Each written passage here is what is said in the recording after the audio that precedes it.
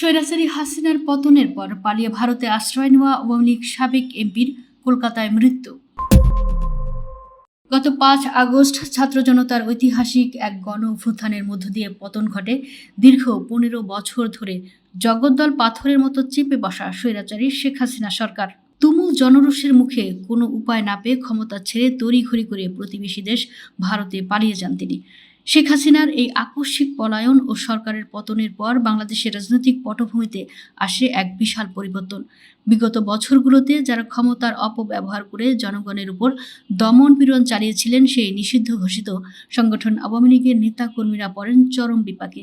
জনরোষ ও আইনি বিচারের মুখোমুখি হওয়ার ভয়ে দলটির শীর্ষ নেতা, সাবেক মন্ত্রী, এমপি থেকে শুরু করে তৃণমূল পর্যায়ে হাজার হাজার নেতাকর্মী রাতারাতি আত্মগোপনে চলে যান।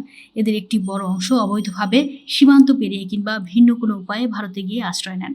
এমনই এক পরিস্থিতিতে দেশ ছেড়ে ভারতে পালিয়ে যাওয়া নেতাদের তালিকায় ছিলেন টাঙ্গাইল ৮ বাসাইল সখীপুর আসনের সাবেক সংসদ সদস্য ও জেলা আওয়ামী লীগের সাধারণ সম্পাদক মোহাম্মদ জোয়াহেরুল ইসলাম।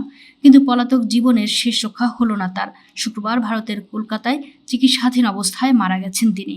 জানা যায়, ৫ আগস্টের রাজনৈতিক পট পরিবর্তনের পরপরই পেশায় আইনজীবী মোহাম্মদ জোয়াহেরুল ইসলাম জনরোষের ভয়ে দেশ ত্যাগ করেন। সীমান্ত পাড়ি দিয়ে তিনি সরাসরি ভারতের পশ্চিমবঙ্গে চলে যান এবং কলকাতার নিউ টাউন এলাকায় বসবাস শুরু করেন। দেশে বিচারের মুখোমুখি হওয়ার আতঙ্কে তিনি নির্বাসিত জীবন বেছে নিয়েছিলেন। পরবর্তীতে তার স্ত্রীও মেডিকেল ভিসা জোগাড় করে ভারতে যান এবং তার সঙ্গে যোগ দেন। পরিবার পরিজন নিয়ে নিউ টাউনেই এক প্রকার গা ঢাকা দিয়ে দিন পার করছিলেন বিগত সরকারের আমলের দাপুটে এই সংসদ সদস্য। ক্ষমতার দাপট থাকলেও শেষ বয়সে এসে বার্ধক্যজনিত অসুস্থতা আর নির্বাসিত জীবনের মানসিক চাপ তাকে ঘিরে ধরে। দীর্ঘদিন ধরেই নানা শারীরিক জটিলতায় ভুগছিলেন তিনি।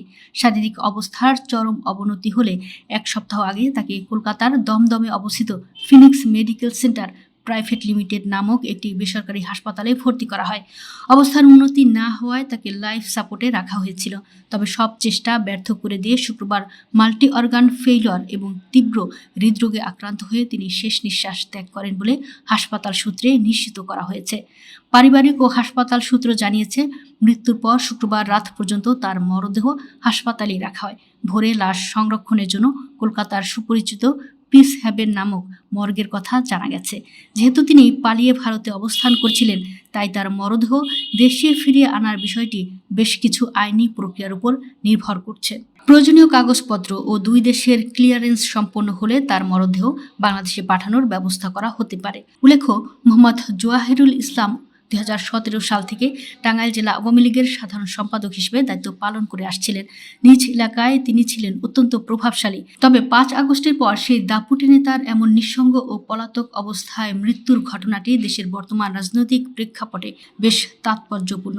স্বৈরাচারী শেখ হাসিনার পতনের পর যেসব নেতাকর্মী দেশে বিচারের মুখোমুখি হওয়ার ভয়ে বিদেশে পালিয়ে বেড়াচ্ছেন, জোয়াহেরুল ইসলামের এই মৃত্যু যেন সেই পলাতক অধ্যায়েরই এক করুণ পরিণতি।